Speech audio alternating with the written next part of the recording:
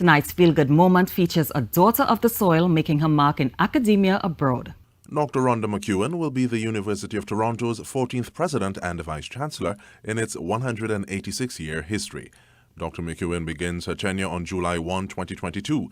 Born in Trinidad and Tobago, she has led and championed inclusion initiatives, and her leadership in supporting equity, diversity, inclusion, and access has garnered support across the University of Toronto community. Today is Charter Day, which we celebrate every year to commemorate the founding of Victoria College through Royal Charter by King William IV in 1836.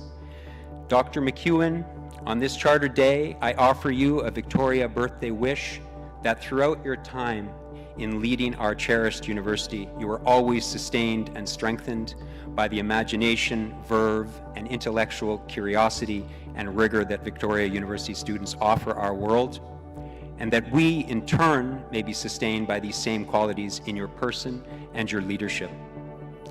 As we mark your installation and Victoria University's Charter Day with esteemed members of the academic community, we enter the next phase of our history, and it is without question in great hands.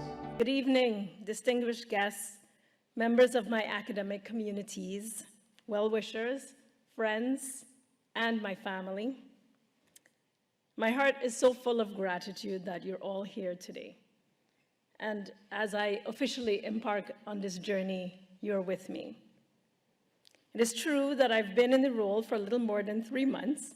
However, as someone from the Caribbean, I know how deeply meaningful ceremonies and ritual are in defining transitions. This is a very important day.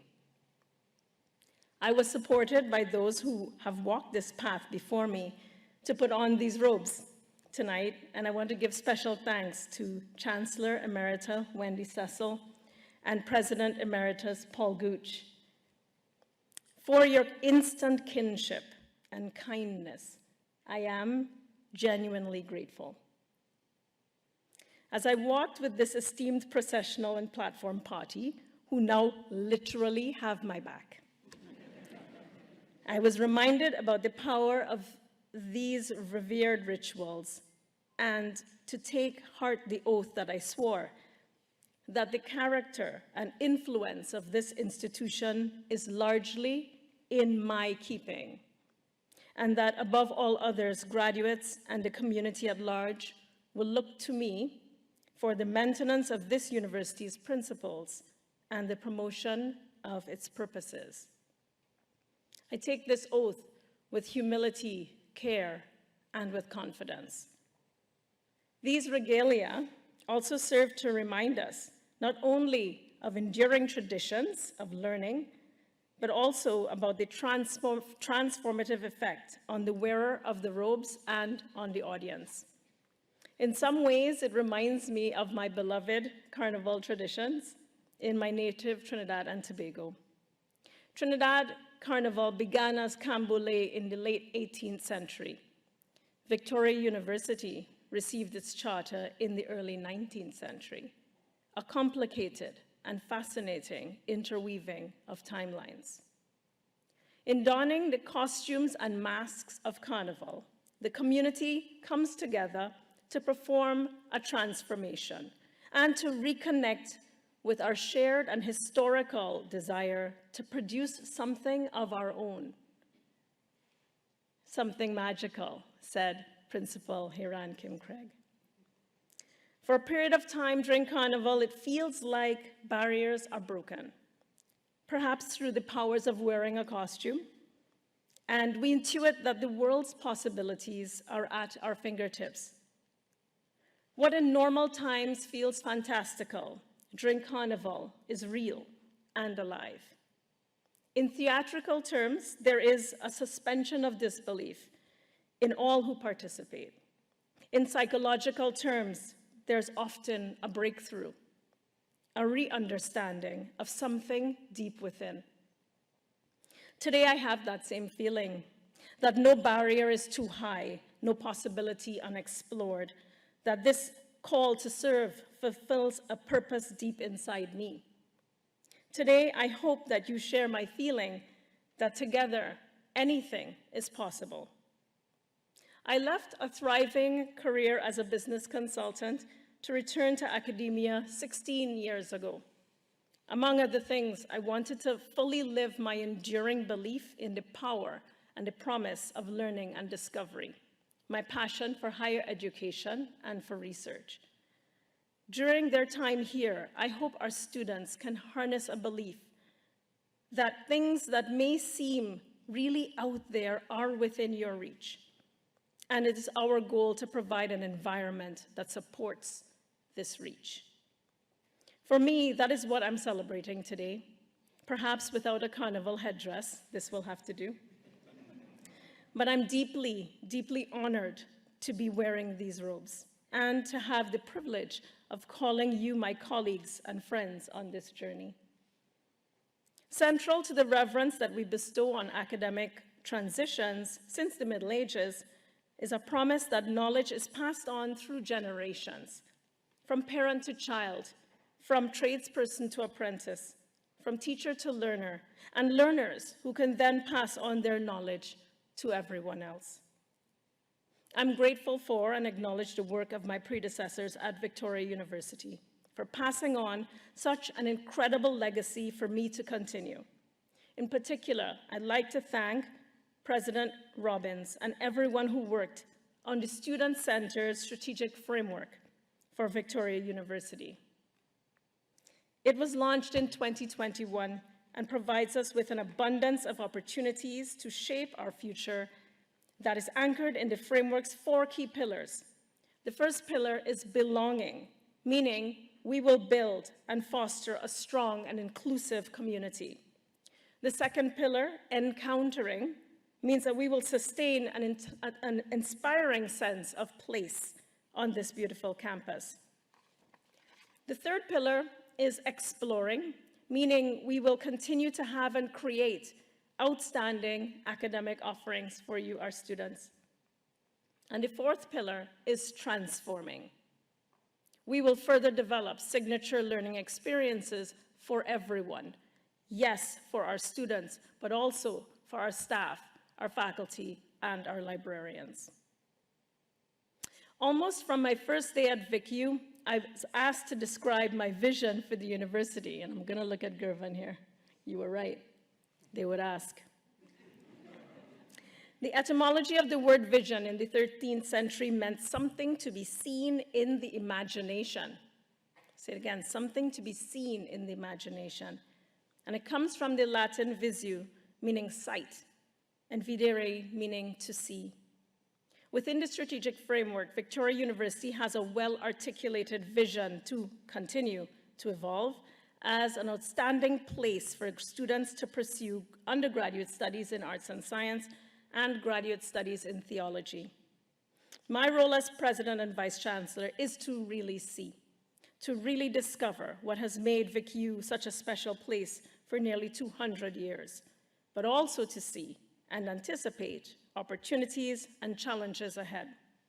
For example, to prioritize mental health for our students and staff, to contribute to our planet's wellness, to work with the Board of Regents and the senior administrative management team to determine the best risk versus reward ratios, communicate and implement the activities to bring the plans to reality, and in so doing, chart the best possible path for the university in years to come. I played competitive chess in high school. Yes, I was always a geek. So naturally, I enjoyed the recent movie, The Queen's Gambit. Chess players know that the Queen's Gambit is less of a tactic to trip up opponents, and it's actually more about choices. Choices, hopefully, for the long game. To make choices in times marked by turbulence requires another type of vision. It requires insight, or what Northrop Frye termed double vision. Frye offered the thought that whatever we perceive is a part of us and forms an identity with us. In other words, we're not really perceiving until we recognize ourselves as part of what we see. In this way, the vision that I collaborate with the Vic community to construct and the choices that I make are also self-referential. In a literary sense, I now see myself in this with you. Over the coming months, we will embark on an exciting project that takes us even deeper into the 4 pillars, and we will build an implementation plan that allows us to hone in on clear deliverables to serve our students. I envision animating, and that's a new media pun right there. I envision animating Vic's ambitions, dreams, goals, and values through the activities that we choose. Sometimes the Queen's Gambit is accepted, and at other times the Queen's Gambit is denied. Black King's pawn to E6. That's choices. I envision a VicU that is well known at home and abroad as a place where everyone can find a place. Budding literary minds and young scientists. Those who will deliver incredible pastoral care and those who will deliver us from climate disaster. Those from the highest income brackets and those deemed to be at risk. I envision VicU where there is even greater consultation for and transparency in the choices we make. We will track our progress. We will measure our outcomes, including through data collection. We will communicate our momentum, and we will celebrate our achievements, sometimes Trini style, but one step at a time. As I embrace this energizing feeling that comes with new beginnings and being part of such a supportive community, it's not lost on me that we continue to live in challenging times, and we will need to navigate very carefully together. When history tells the tale of 2020, tragic and awful, those of us to live through it may give witness to the fact that while we were all in the same storm, we experienced it in different boats. Some were actually in luxury liners, some in battered canoes, and still others were just holding on to debris. We must continue to be responsive to the needs of our communities who have been through so much. And as we feel the impacts of many barriers, financial market instability, threats to national sovereignty around the world, climate imperatives, economic contraction, and uncertainty, we will need to make prudent, data-informed decisions and very difficult choices.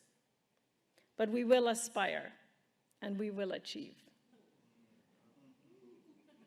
Aspirations are born from a foundation or the firmament in which you are raised. I don't remember a time in my childhood when I felt there was an external barrier to my achievement, neither as a girl, nor as someone from the global south, nor as a Black person. Perhaps being in an all-girl high school environment where all subjects were fair game, I was less aware of the gender gap in the sciences. Or perhaps it was my extraordinary parents, both of whom pursued international undergraduate and graduate degrees while raising 2 fairly high-energy children. In particular, I'd like to acknowledge my mother. Nick did already, but I'll do it again, who's here tonight from Trinidad. She was a strong role model for me. She completed her undergraduate and master's degrees in short order, while ironing my brownie uniform, participating in PTA meetings, helping with my homework, grabbing passports in the run from Midwestern tornadoes, and navigating sleep over party protocols that were foreign to her while we lived in Menominee, Wisconsin. My brother and I are very privileged to have hardworking, creative, intellectually brilliant parents. It wasn't until I entered university and then the workforce that I recognized that I was one of very few women focused on science, technology, engineering, and math. In my newly felt status as an outsider in the field, this became amplified when I realized many times I was the only Black woman there. It was the first time I understood what the word minority felt like. Things are changing, perhaps not as fast as we'd like. When my appointment was announced, I received hundreds of messages. One was from an undergraduate student who shared that she had never had a teacher at any level of her education who looked like her. And she wanted to know if she could come to my office to meet me one day. Such a simple ask. I've already met so many students here at VicU with big dreams, driven by a hunger for knowledge and fueled by curiosity, who are determined to break down barriers. And I applaud them, and I stand with them. Some of those students are here with us this evening celebrating their admission scholarships. I'm immensely proud to work alongside Emmanuel and Victoria colleges. They're doing incredible work with grassroots organizations to target underserved students and invite them to consider Victoria University as their academic home. Thanks to the generosity of alumni and friends, our student awards and bursaries are among the best in the country. Victoria University uses the word community very often to describe ourselves. It's a key characteristic on how we support learners and each other. And like any other community, we are stronger when we invite and include diverse people to share their unique and lived experiences, ideas, cultural and religious backgrounds, abilities, and histories. For me, the opportunity to work with amazing colleagues, such as those in the Black Research Network at the University of Toronto, which is the first network of its kind in Canada, has made me feel more optimistic about the transformative power of coming together to build a more inclusive and representational community. It is my sincere hope that the status as the only Black woman serving president in Canada will not be long-lasting. I hope it will not be long-lasting. My professional work and academic research foci is on how emerging technologies impact human behavior and cognition, including neurotypical and neurodiverse people. The questions that I'm asking as a STEM researcher are technical, but they are deeply human, and they are also philosophical, which is why the opportunity to lead a university known historically for its academic offerings in the humanities is so inspiring and exciting for me. The thing that has always driven me is the art in the science, the human impulse to create, discover, and understand. There's a tendency in academia, and probably in other places, to silo the arts into one bucket and science into the other, creating a false dichotomy. Some students mistakenly think that they have to go in one direction or another. You do not. My research and work is an example of how integrated art and science are. They are extensions of one another.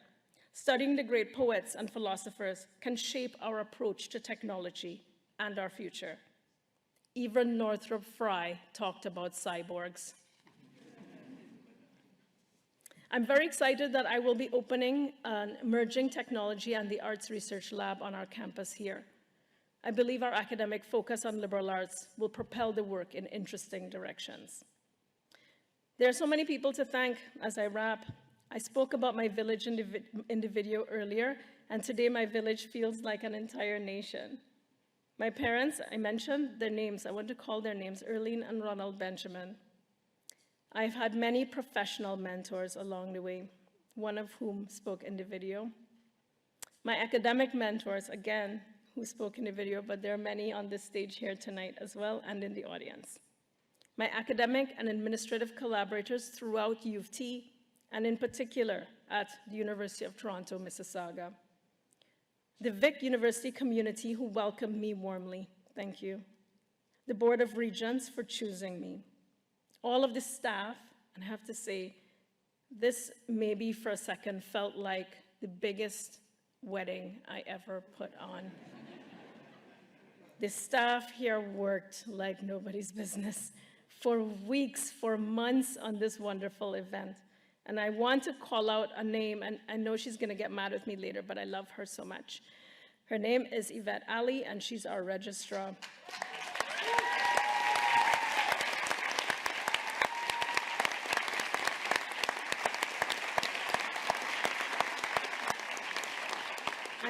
I told her I would do that, and she said, no, don't. But her leadership, her sheer willpower to push through every single obstacle, and the hard work of her team in producing this phenomenal installation. Our alumni community who gives so much back, and those two brilliant addresses from our alumni, thank you so much. But the alumni are the strength of this community, and I could not do this without you. I want to also thank our donors who make the awards possible for our students. It means the world to our students to be here. And of course, I want to thank our students. Some of you are here. Hi, Michael. I have a new student mentor, and I'm glad you're here. Importantly, I also want to thank my little family, our children, Lintai, and my son, Ash, in the front row. Thank you for challenging me to be the best person, teacher, and mother to you both. I love you more than you will ever know, and I will always be your biggest cheerleader. And for my husband, Stuart, today's our 20th wedding anniversary.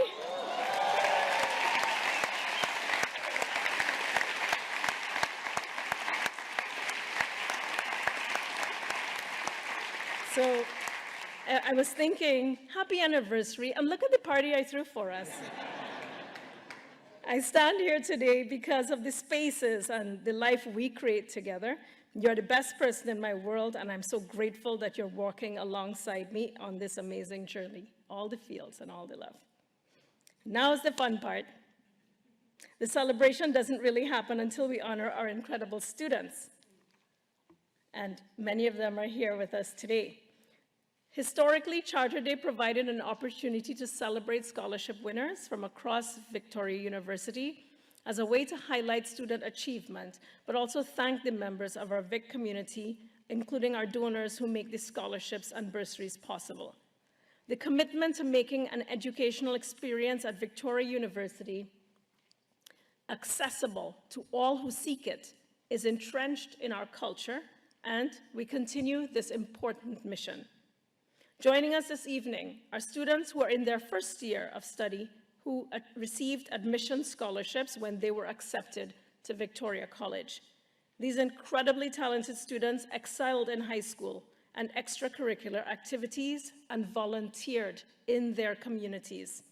Admission scholarships are just one of the many scholarships and bursaries we offer.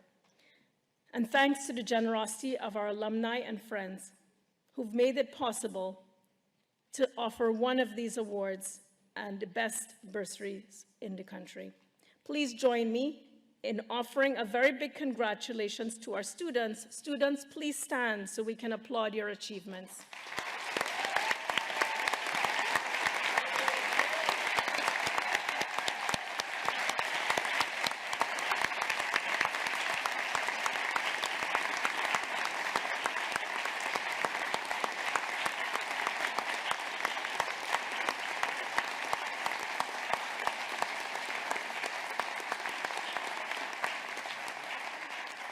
Thank you. You can sit.